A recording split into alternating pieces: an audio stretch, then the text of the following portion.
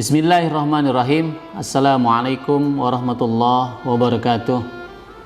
Alhamdulillahillazi hadana lihaza wa ma kunna linahtadiya laula an hadanallah. Asyhadu an la ilaha illallah al-malikul haqqul mubin wa asyhadu anna Muhammadan abduhu wa rasuluh. Allahumma salli wa sallim ala sayyidina Muhammad wa ala alihi wa ashabihi ajmain. Subhanaka la ilma lana illa ma 'allamtana innaka antal alimul hakim. Rabbi shrah li sadri wa yassir li amri wa hlul 'uqdatam min lisani yafqahu qawli. Apa kabar sahabat-sahabat sekalian? Mudah-mudahan senantiasa Allah berikan kesehatan ya. Sehat jasmani, sehat hati, dan sehat kantongnya insyaallah saya doakan. Sahabat-sahabat sekalian, pada kesempatan yang berbahagia ini izinkan saya ingin memurojaah satu materi yang saya dapat di kelas Life Coach Academy, Inner Game Life Coach Academy yang diadakan oleh PPA Institute insyaallah di bawah bimbingan Coach Sony Abikim. Satu materi yang bertema berhenti khawatir, stop worrying and stop calm living insyaallah. Dan bicara khawatir, satu kondisi yang saya yakin tidak ada orang yang tidak khawatir ya. Dalam diri seseorang itu ada belenggu, paling tidak ada 3 yang belenggu dalam diri setiap orang ya. Yang pertama ada al-ghadab ya, ada kemarahan ya, ada kebencian, bahkan ya, ada sakit hati di situ. Ini ada materinya la taghdab ya, jangan marah. Ada juga di situ adalah bicara tentang al-husnu, al-zaza ya, ada kesedihan ya.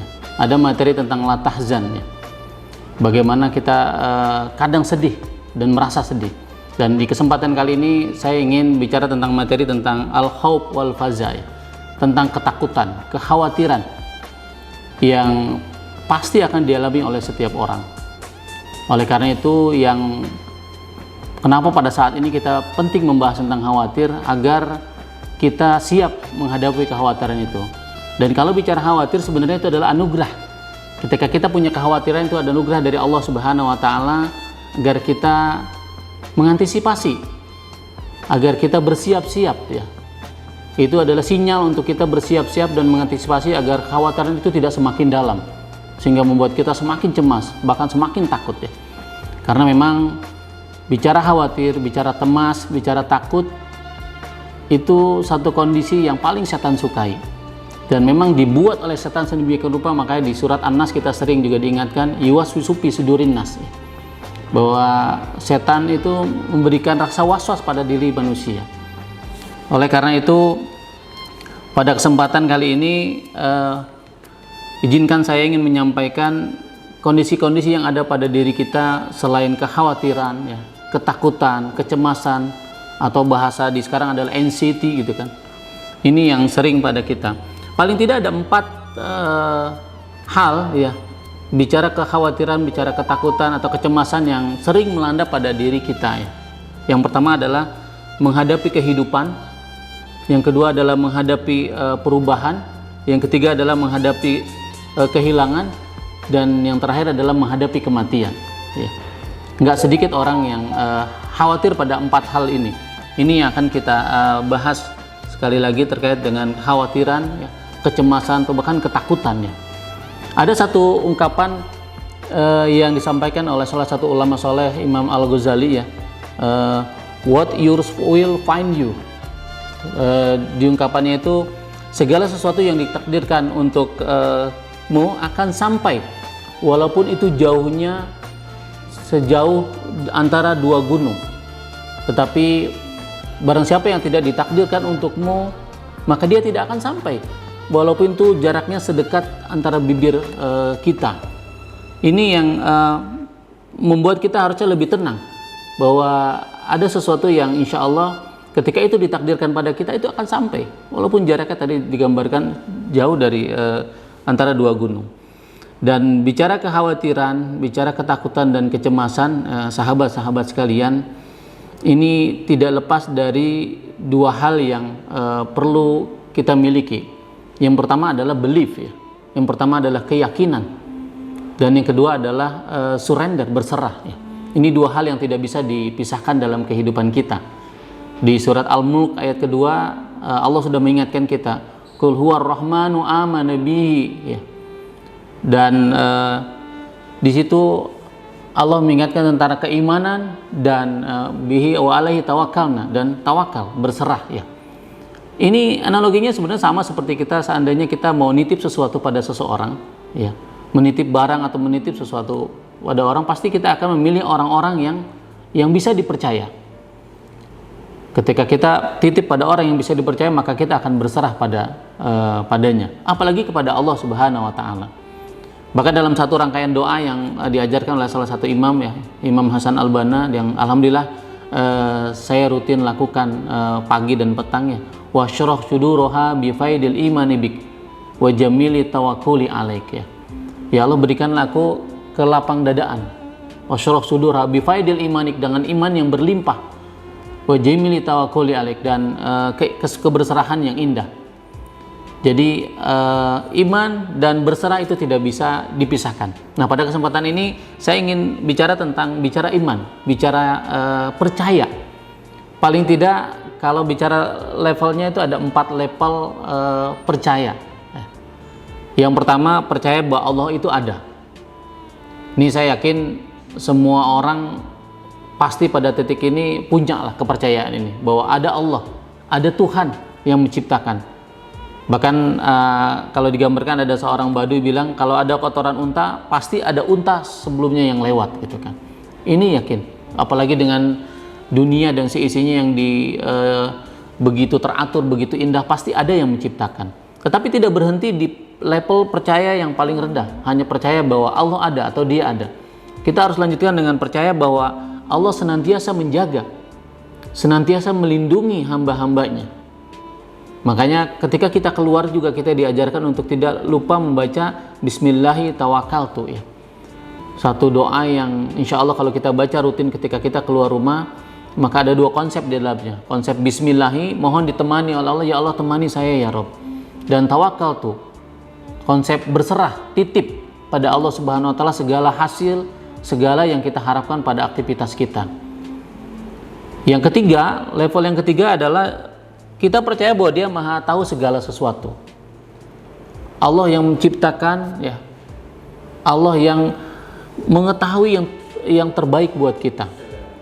Ini Allah Maha tahu segala sesuatu. Makanya waktu saya ikut kelas mentorship lapang dada juga, alhamdulillah, saya diajarkan satu aktivitas sebelum tidur dan bangun tidur. Itu ada satu lantunan Asmaul Husna, salah satunya As-Sami Al-Alim, ya. Allah yang Maha mendengar dan Allah yang Maha mengetahui. Hatta itu di dalam hati kita. Ketika kita tahu Allah mengetahui segala keresahan kita, segala kekhawatiran kita, segala ketakutan kita, insya Allah kita akan lebih tenang. Karena Allah tahu yang terbaik buat kita. Makanya di level yang keempat, ya, level yang keempat itu adalah percaya bahwa senantiasa Allah akan memilihkan yang terbaik. Ya. Allah akan memilihkan yang terbaik. Kita punya kepengen, kita punya rencana, tetapi Allah juga punya rencana, dan mana yang terbaik, ya. Ini yang di ayat Al-Quran jelas, salah satu ayat Al-Quran yang artinya adalah bahwa sesuatu yang kita anggap baik belum tentu baik buat kita, sesuatu yang kita anggap tidak baik belum tentu tidak baik buat kita di mata Allah. Jadi Allah Maha tahu. Bahkan Ali bin Abi Thalib pernah berkata bahwa aku bahagia ketika doaku dikabulkan, dan aku lebih bahagia ketika doaku tidak dikabulkan. Karena yang pertama adalah pilihanku, yang kedua adalah pilihan Allah Subhanahu wa taala. Jadi sahabat-sahabat sekalian, sekali lagi, pilihan Allah adalah pilihan yang terbaik. Pilihan yang tahu mana yang terbaik buat kita, ya. Ini yang perlu kita pahami sehingga kita akan bisa yakin pada Allah Subhanahu wa taala. Lalu terkait dengan menghadapi kematian, ya, ini yang sering kita banyak tanya mungkin pada diri kita, atau banyak orang-orang yang bertanya. Paling tidak ada 4 sikap kita untuk menghadapi kematian, ya. Ada 4 sikap kebanyakan orang terkait dengan mati. Yang pertama, ada orang yang melupakan mati. Yang kedua, ada orang yang takut mati. Yang ketiga, ada orang yang ingin mati. Yang keempat, ada orang yang siap mati. Yang pertama, ada orang yang melupakan mati. Ini ciri-cirinya orang yang tidak berpikir bahwa setelah mati tidak ada sesuatu yang harus dipertanggungjawabkan. Dia habis-habisan menikmati kehidupan dunia ini. Habis-habisan dia fokusnya hanya pada dunia karena dia tidak berpikir ada apa setelah mati, gitu kan. Ini orang yang banyak melupakan Allah Subhanahu wa taala, melupakan tanggung jawab, melupakan hisab yang akan dilakukannya. Lalu yang kedua adalah takut mati. Orang kalau takut mati itu biasanya ada 3 hal lah yang sering jadi alasan. Pertama, ketakutan dia meninggalkan semua kenikmatan yang ada di dunia ini, kekayaan yang dia miliki dan segala macam. Yang kedua, ketakutan bahwa dia belum siap, masih banyak dosa, amalnya belum banyak misalnya. Atau yang ketiga, dia takut meninggalkan orang-orang yang disayangi. Akan seperti apa mereka ketika kita tinggalkan istri dan anak kita? Padahal saat ini pun sebenarnya siapa yang membuat mereka bisa makan, membuat mereka bisa hidup, gitu kan, dengan rezeki yang ada. Semua dari Allah, bukan kita. Kita hanya sekedar wasilah. Allah titipkan rezeki istri dan anak kita, maka tanpa adanya kita pun ketika Allah panggil, mereka akan Allah urus. Jadi kekhawatiran yang tidak pada tempatnya lah. Dan yang ketiga adalah sikap orang yang terkait dengan mati adalah ingin mati. Mereka pikir ingin mati itu menyelesaikan masalah.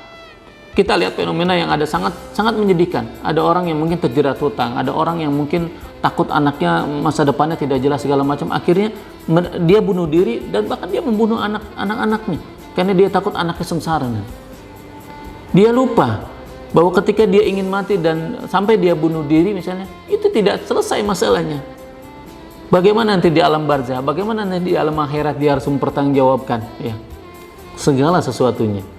Ini yang harusnya menjadi pikiran orang-orang yang punya sikap seperti itu. Dan yang terakhir adalah sikap orang yang siap mati. Kematian adalah sebuah keniscayaan yang pasti memang akan dihadapi oleh semua orang, yang akan ditemui. Maka hal yang paling terbaik adalah bukan kita berpikir kapan kita mati, tapi berpikir adalah kesiapan apa yang harus sudah kita siapkan untuk ketika waktunya tiba, kematian itu tiba menghadapi kita ya, maka kita sudah siap, dalam kondisi siap. Jadi kalau bicara tadi takut mati gitu kan, emang kalau ditambah umurnya panjang belum tentu juga kita beramal gitu kan. Maka yang paling terbaik adalah sekali lagi bagaimana kita menunjukkan kesiapan kita untuk senantiasa siap menghadapi kematian tadi. Ini empat sikap. Nah, sahabat-sahabat sekalian, ada beberapa nasihat kematian buat saya pribadi dan kita semua insya Allah untuk membuat kita menjadi seseorang yang siap dan tidak berhenti pada kondisi yang khawatir. Yang pertama adalah jangan takut menjemput kematian. Karena sekali lagi tadi bahwa kematian adalah sebuah keniscayaan, satu hal yang satu waktu yang akan kita temui, maka tidak perlu takut. Tapi bagaimana kita menyiapkan itu semua, bahwa kematian itu adalah satu waktu di mana kita akan bertemu Allah Subhanahu wa taala. Ya, kita akan bertemu Sang Maha Pencipta gitu kan, yang kita rindukan gitu kan. Ini yang pertama. Yang kedua adalah jangan terlalu sedih ditinggal oleh orang yang terkasih. Ya. Saya alhamdulillah dikaruniai 8 putra dan 1 putra nomor 6 sudah diambil oleh Allah. Mungkin awalnya saya sedih gitu kan. Tetapi alhamdulillah ketika kita memahami bahwa anak itu adalah Allah yang punya, anak itu adalah Allah yang menciptakan, dan Allah lebih sayang, Allah paling sayang, paling mencintai. Jadi ketika Allah mengambil anak itu, maka berarti memang Allah tahu waktu yang terbaik gitu kan. Sedih boleh, tetapi jangan juga terlalu dalam. Ini kekhawatiran yang kadang sering menimpa kita, khawatir ditinggal oleh orang-orang yang terkasihi atau meninggalkan orang-orang yang kita kasihi. Yang ketiga adalah nasihat kematian adalah hiduplah dengan cara tertentu yang membuat kita nggak akan menyesal. Hiduplah dengan cara tertentu yang membuat kita tidak akan menyesal. Maksudnya, karena kita paham tadi bahwa kematian adalah sebuah keniscayaan yang pasti akan ditemui oleh setiap orang, maka bagaimana kita sekali lagi mempersiapkan diri agar kita tidak menyesal. Banyak orang yang sudah di alam kubur minta dikembalikan kepada Allah Subhanahu wa taala, walaupun minta waktu cuma 1 menit atau beberapa menit. Banyak hal yang mereka mau melakukan. Salah satunya adalah bagaimana mereka bisa berinfak, mereka bisa bersedekah. Maka mumpung Allah masih kasih kesempatan pada kita semua, insya Allah kita manfaatkan sebaik mungkin dengan amal soleh. dengan infak sodako, dengan bagaimana bisa bermanfaat di kehidupan kita buat banyak orang, insya Allah. Nah, sahabat-sahabat sekalian yang dirahmati Allah Subhanahu Wa Taala, sekali lagi mudah-mudahan apa yang saya sampaikan tadi, khususnya buat saya pribadi, tentang berhenti khawatir ya, di beberapa materi di sesi yang alhamdulillah dari sesi 1 sampai sesi 11 disampaikan, itu adalah salah satu metode juga yang sering digunakan di beberapa materi. Itu ada metode sajadah namanya, sadari, jeda, dan pilih. Jadi kalaupun ada nanti ada kesedihan, ada kemarahan, ada kekhawatiran yang ada pada dalam diri kita pada satu waktu, maka sadari itu sesuatu yang tidak bisa kita abaikan. Kita pernah marah, kita mungkin pernah sedih, kita pernah khawatir gitu kan. Bahkan Rasulullah juga gitu kan. Tapi bagaimana kita menyadari itu semua adalah dari Allah Subhanahu Wa Taala. Kita terima dan kita jeda. Jangan langsung merespon, karena biasanya respon pertama kali itu adalah respon yang cenderung negatif dan akan setan bermain di situ. Kita jeda dengan kita me time, dengan kita berkomunikasi dengan Allah Subhanahu Wa Taala. Jeda yang terbaik adalah bagaimana kita melakukan sholat. Di dalam sholat ada doa, di dalam sholat ada mengadu gitu kan. Di dalam sholat ada berserah kepada Allah Subhanahu Wa Taala. Dan yang terakhir adalah pilih respon yang terbaik. Nah, ini yang sedang saya lakukan, upaya lakukan dengan segala kekhawatiran, dengan segala kesedihan dan kemarahan yang mungkin muncul dalam kehidupan kita. Kita pilih respon yang terbaik, karena ada hal-hal yang di luar kendali kita, teman-teman sekalian. Orang banyak yang khawatir, gelisah, cemas, takut biasanya adalah pada sesuatu yang di luar kendali kita, pada masa depan, pada masa lalu yang sudah lewat gitu kan. Sampai lupa akhirnya mensyukuri dan menikmati kehidupan yang Allah masih berikan saat ini gitu kan. Maka sajadah tadi, sadar, jeda, dan pilih bagaimana kita lakukan dalam setiap kondisi yang ada. Dan insya Allah mudah-mudahan Allah Subhanahu Wa Taala senantiasa membimbing langkah kita, menuntun kita ya, memberikan hidayah untuk kita bisa memilih respon yang terbaik, bisa berikhtiar, karena ikhtiar itu dari kata khair ya, ikhtiar, memilih yang terbaik ya, respon yang terbaik, menyadari bahwa ada situasi, ada kondisi yang di luar kendali kita, lalu yang ada dalam kendali kita adalah bagaimana kita merespon hal-hal tadi ya, ikhtiar ya, dan ada hasil juga adalah yang di luar kendali kita, yang kita serahkan pada Allah dengan berserah ya. Berserah, berlapang dada itu bukan sesuatu yang membuat kita lemah atau pelemahan, tetapi itu adalah malah penguatan buat kita. Di balik ikhtiar yang maksimal ada keberserahan pada Allah Subhanahu Wa Taala. Demikian sahabat sekalian yang bisa saya sampaikan pada Murojaah materi Life Coach Academy ini, mudah-mudahan bermanfaat buat kita semua. Saya akhiri, wabillahi taufiq wal hidayah. Assalamualaikum warahmatullahi wabarakatuh.